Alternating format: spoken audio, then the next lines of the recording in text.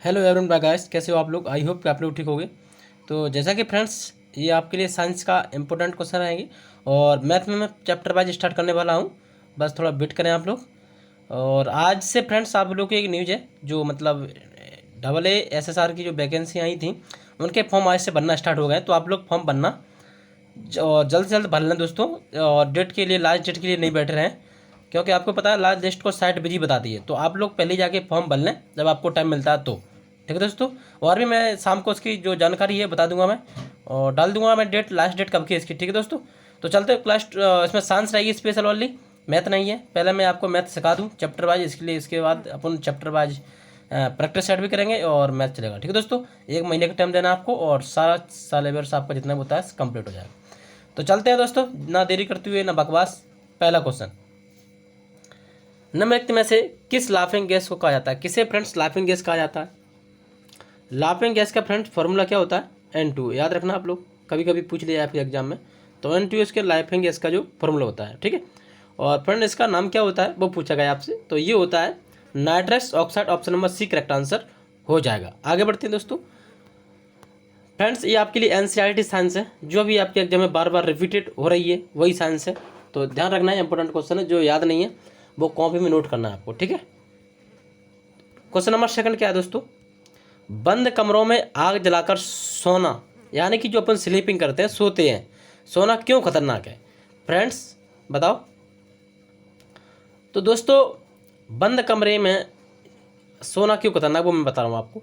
आपने फ्रेंड्स देखा होगा गाँव में जो लोग बंद कमरे में सोते हैं, मतलब उन्होंने, जैसे मान लो अपन बात करें बंद कमरे में, या आपने देखा होगा ऐसा कोई बरौसी रहती है मट्टी की, उसमें आग जला लेते हैं। ठीक है। और कोई कोई लोग खाटे के नीचे रख लेते हैं और कमरा बंद कर लेते हैं। तो इससे क्या होता है दोस्तों, इसको फ्रेंड्स अपन मीठी नींद भी बोलते हैं। मीठी नींद किसे कहते हैं, ऐसे ही कहते हैं, याद रखना। ठीक है, मीठी नींद। और दोस्तों इसमें क्या होता है, आप लोग सो जाते हैं, रात को इसकी होती है घुटन। यदि आप सांस नहीं ले पाओगे तो जिसके कारण आपकी मृत्यु होने की संभावना रहती है, और बहुत से लोगों की मृत्यु हो भी जाती है। ठीक है। तो इसी को बोलते हैं मीठी नींद, यानी कि आपको तपन भी लगती है और आप चुपचाप से सो जाते हो, और मतलब जगते नहीं है पर सोते ही रहता हो, मतलब ऊपर चले जाता हो, समझ रहे हो। तो याद रखना आप लोगों को। तो इसका नाम होता है फ्रेंड्स कार्बन मोनोऑक्साइड के उत्सर्जन के कारण। ठीक है। इसको मीठी नींद के नाम से भी जाना जाता है दोस्तों। तो याद रखना है। क्वेश्चन था बंद कमरों में आग जलाकर सोना क्यों खतरनाक होता है, तो याद रखोगे। आगे बढ़ते हैं। क्वेश्चन नंबर थर्ड, इमली में कौन सा अम्ल मौजूद होता है दोस्तों। आपसे पेपर में एक अम्ल से जरूर पूछा जाएगा। ठीक है। तो आप लोग याद रख लेना है। तो इमली में पूछा गया, तो फ्रेंड्स ये होता है आपका टार्टरिक अम्ल। Option number B correct answer होगा दोस्तों। और फ्रेंड्स फॉर्मिक अम्ल की बात की जाए, जैसे बीच का डंक है, चींटी है, तो उनमें फॉर्मिक अम्ल पाया जाता है। ठीक है। और अभी एग्जाम में जो लेटेस्ट में आया था फ्रेंड्स, तो इसका दूसरा नाम फॉर्मिक अम्ल का होता है मैथेनोइक अम्ल। क्या होता है फ्रेंड्स, मैथेनोइक अम्ल होता है। इसको भी याद रखना, आपके एग्जाम में पूछा जा सकता है कि फॉर्मिक अम्ल का दूसरा नाम क्या है, मैथेनोइक अम्ल। याद रखना। आगे बढ़ते हैं। पोटेशियम परमैंगनेट के लिए रासायनिक सूत्र क्या है, बताओ दोस्तों। तो फ्रेंड इसका रासायनिक फॉर्मूला होता है क्या, option number B correct answer हो जाएगा, KMnO4। याद रखोगे दोस्तों। आगे चलते हैं। इसमें कुछ नहीं बताना दोस्तों, इसमें तो केवल फॉर्मूला पूछा गया आपसे। हाँ फ्रेंड्स, एक इसका अगर यूज पूछ लिया जाए आपसे, यूज इसका प्रयोग कब होता है पोटेशियम परमैंगनेट। तो फ्रेंड इसका यूज होता है, जैसे मतलब अपने जो पाए वगैरह में घाव हो जाते हैं ना, घाव को साफ करने में पोटेशियम परमैंगनेट का यूज होता है। जिससे क्या होता है फ्रेंड, कोई मक्खी वगैरह कोई कीटाणु नहीं बैठते हैं। याद रखोगे। आगे बढ़ते हैं। मसूड़ों की सूजन किस कमी के कारण होती है, किस विटामिन की कमी के कारण फ्रेंड्स मसूड़ों में सूजन हो जाती है। तो दोस्तों याद रखना, आपका आंसर बनेगा क्या, सिंपल क्वेश्चन है दोस्तों। तो आपका यहाँ पर answer option number C correct answer बन जाएगा। तो विटामिन सी की कमी के कारण मसूड़ों में सूजन हो जाती है। फ्रेंड विटामिन सी का अगर मैं रासायनिक नाम पूछता हूँ तो एस्कॉर्बिक अम्ल होता है, याद है सबको। इसका फ्रेंड्स में अगर आपको पूछता हूँ स्रोत क्या होता है विटामिन सी का, तो आपका उत्तर आंवला होता है। ठीक है, याद रखना। और फ्रेंड्स अगर विटामिन ए की रासायनिक नाम पूछो विटामिन ए का, तो क्या बताओगे, रेटिनॉल। ठीक है। और विटामिन ए का जो स्रोत होता है वो क्या होता है, वो होता है फ्रेंड्स गाजर। ये किसके काम आती है फ्रेंड्स, जैसे कि रतौंधी की बीमारी होती है, विटामिन ए की कमी के कारण होती है। तो रतौंधी को कम करने के लिए आपको क्या करना चाहिए, तो आपको गाजर खाना चाहिए। यदि आपको कम दिख रहा है आपकी आंखों की दृष्टि में, थोड़ा धुंधा धुंधापन दिखता है तो आप गाजर खाइए, इससे आपका मतलब थोड़ा परिवर्तन आएगा जरूर।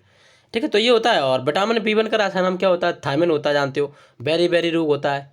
ठीक है, और विटामिन डी सूर्य के प्रकाश से जो अपन को मिलती है वो क्या मिलती है? Vitamin D. जिससे क्या होता है, जो छोटे छोटे बच्चे होते हैं, हड्डी मजबूत होना, विटामिन डी। ठीक है, तो इससे हड्डी मजबूत होती है फ्रेंड्स, याद रखोगे। आगे बढ़ते हैं। संवेग की इकाई है, संवेग की इकाई है फ्रेंड्स। तो फ्रेंड्स संवेग की इकाई क्या है? Option number B correct answer है किलोग्राम मीटर पर सेकंड इनवर्स, यानी कि आपकी जो इनवर्स है ना, तो याद रखोगे आप लोग। आगे बढ़ते हैं। Option number B correct answer है। सबसे कम वेदन शक्ति वाली किरण कौन सी है? सबसे कम वेदन शक्ति, बताओ दोस्तों। तो दोस्तों आपका यहाँ पर आंसर बनने वाला है क्या?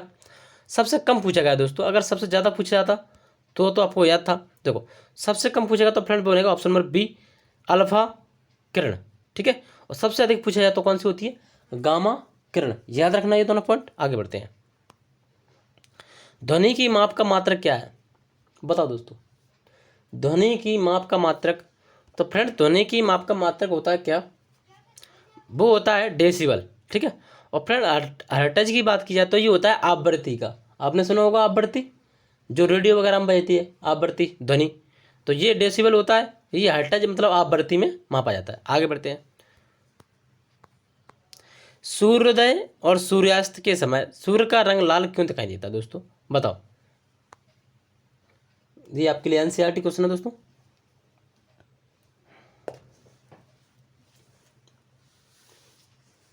तो दोस्तों इसका आंसर होने वाला है क्या? Option number B correct answer हो जाएगा।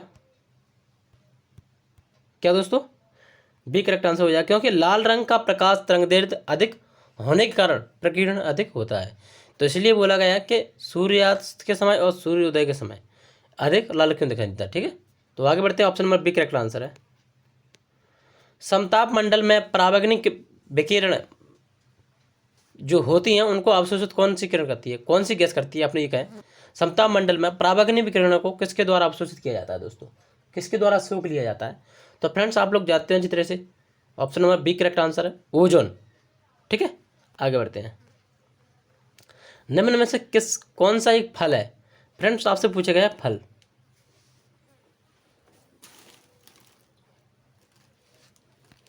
तो दोस्तों फल होगा क्या? Option number C correct answer होगा, भिंडी एक फल में आती है। याद रखोगे। जो फ्रेंड्स हवा में होती है, याद रखना, मैं ट्रिक बता रहा हूँ आपको। जो चीज़ हवा में लगती है उसको फल कहते हैं, और जो धरती में मतलब पृथ्वी के नीचे होती है उनको जड़ कहते हैं। आपके पेपर में क्वेश्चन बनता है फल और जड़ से। तो जैसे कि शकरकंद की बात की है तो ये एक जड़ है, मूली की बात की है तो ये एक जड़ है। जो पृथ्वी के यानी कि जो मिट्टी के नीचे होते हैं उसको जड़ कहते हैं। ठीक है, और जो फल कैसे कहते हैं? जो हवा में हो। ठीक है, याद रखना। आगे बढ़ते हैं। निम्नलिखित में से कौन सा तत्व रेडियोधर्मी नहीं है? कौन सा तत्व दोस्तों रेडियोधर्मी नहीं है? तो फ्रेंड्स इसका आंसर क्या हो जाएगा?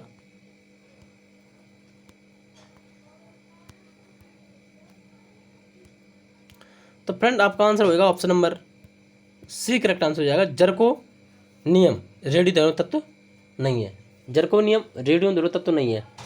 आगे बढ़ते हैं। डायनामाइट का आविष्कार किसने किया था? फ्रेंड्स बहुत सिंपल क्वेश्चन है, बार बार एग्जाम में पूछा जाता है। तो फ्रेंड्स डायनामाइट की खोज किसने की थी? आप लोग इसका तो आंसर बता ही दोगे सभी लोग। Option number B Alfred Nobel. आगे बढ़ते हैं। देखो फ्रेंड्स कभी कभी आप एग्जाम में कोई क्वेश्चन बता रहा हूँ मैं आपको। अगर आपके एग्जाम में कभी पूछा जाता है कि डायनामाइट जो होता है फ्रेंड वो किसका बना होता है, तो ये नाइट्रोगिल्स का किसका बना रहता है फ्रेंड्स? नाइट्रोग्लिसरीन का। याद रखना। ठीक है, कभी आपके एग्जाम पूछा जाए तो नाइट्रोग्लिसरीन का बना होता है डायनामाइट। आगे बढ़ते हैं। मानव के शरीर में मांसपेशियों की संख्या कितनी होती है? मानव के शरीर में मांसपेशियों की संख्या होती है 639, सबको याद होगा। आगे बढ़ते हैं। कई प्रैक्टिस आइटम करवा दिया दोस्तों मैंने। निम्न में से कौन सी धातु सबसे भारी होती है? निम्न में से कौन सी धातु सबसे भारी होता है? सबसे भारी धातु दोस्तों तो वो होती है ओशमिया, और हल्की पूछी जाए तो कौन सी होती है? लिथियम। याद रखना। आगे बढ़ते हैं। हाइड्रोजन के स्थान पर गुब्बारे में प्रयुक्त होने वाली गैस का नाम बताओ। गुब्बारे हैं फ्रेंड्स, बाइक वाहन के टायर में भरी जाती है वही गैस जो गुब्बारे में भरी जाती है। ठीक है, जो चीज़ हवा में उड़ जाती है उसको मतलब वही गैस भरी जाती है हवा में उड़ाने के लिए। तो दोस्तों वो होगा कौन सा? Helium gas, option number B correct answer है। ठीक है, ब्रेड रोटी को फुलाने के लिए किस गैस का जिम्मेदार है? जो ब्रेड रोटी होती है या रोटी की बात की जो फूलती है दोस्तों, उसमें कौन सी गैस होती है, ये पूछा गया आपसे। तो दोस्तों ये आंसर आप लोग यदि आप पढ़ रहे हो तो कमेंट में बताना। सिंपल क्वेश्चन है बिल्कुल, थोड़ा बहुत आप भी मेहनत कर लो दोस्तों, मेरे पढ़ाने से कुछ नहीं होगा। यदि आप नहीं पढ़ रहे हो तो कुछ नहीं होगा, समझ लो। चाहे आप हमसे पढ़ लो, चाहे आप वहाँ कोई भी टीचर से पढ़ लो, कुछ नहीं होने वाला है यदि आप खुद नहीं पढ़ोगे और खुद प्रैक्टिस सेट नहीं लगाओगे। तो इस बात का भी ध्यान रखना दोस्तों, ठीक है। तो आप लोग इसका आंसर जरूर देना कमेंट में, जो पढ़ने वाले स्टूडेंट हैं। ठीक है, आगे बढ़ते हैं। सिंपल क्वेश्चन है दोस्तों, कुछ नहीं है। पीएच स्केल किसके द्वारा खोजा गया था? फ्रेंड जो पीएच स्केल होती है उसको मतलब 1 2 3 4 यानी 14 तक होती है। कहाँ तक होती है? 14 तक होती है। ठीक है, याद रखना। और आपसे पूछा गया था ये खोज किसने की थी? तो ऑप्शन नंबर डी का आंसर है, सोरेंसन ने इसकी खोज की थी। आगे बढ़ते हैं। जीका वायरस किसके द्वारा मनुष्य में संचरित होता है? अब इसमें क्या बताने की जरूरत है, सब जानते हैं, मच्छर काटने से होता है जीका वायरस। आगे बढ़ते हैं। लंबे समय तक उपवास रखने का सर्वाधिक प्रभाव शरीर के किस अंग पर पड़ता है? जो मनुष्य सबसे ज़्यादा उपवास रखते हैं उनके शरीर पर किस पार्ट पे इफेक्ट ज़्यादा पड़ता है, ये पूछा जा रहा है आपसे क्वेश्चन में। तो दोस्तों वो पड़ता है गुर्दे, लीवर, किडनी, याद रखना। आगे बढ़ते हैं। तो दोस्तों पूरे क्वेश्चन हो चुके हैं कंप्लीट। ठीक है, और दोस्तों और हाँ एक प्रैक्टिस सेट है सामान्य जीके का जो आपको नाइट में मिल जाएगा 8 बजे के समथिंग। ठीक है, तो आप तब तक इस वीडियो को अच्छी तरह से प्रैक्टिस सेट लगा लो। इस साइंस के मोस्ट इंपोर्टेंट क्वेश्चन है, सिलेक्टेड क्वेश्चन है। और ठीक है, आप क्या कोई चैप्टर वाइज तो पढ़ नहीं सकते साइंस बहुत ज़्यादा, तो आप लोग जितनी ज़्यादा हो सके प्रैक्टिस सेट लगाओ। और जो मैं आपको फैक्ट बताता हूँ उनको जरूर लिख लिया करें, आपके फैक्ट में से सारे क्वेश्चन बनने वाले हैं। ठीक है, तो दोस्तों चलते हैं। ओके, बाय बाय, धन्यवाद सभी लोग। अब इतना ख्याल रखना और अच्छी तरह से पढ़ना रहना, और थोड़ा गर्म पानी पीते रहना है, जुकाम खांसी फैला हुआ है। ठीक है, अपना स्वास्थ्य अपने खुद जिम्मेदारी रिस्पॉन्सिबिलिटी लेना होगा आपको। ठीक है, आप लोगे तो आप सुरक्षित रहोगे। चलो चलते हैं दोस्तों। ओके, बाय बाय, धन्यवाद।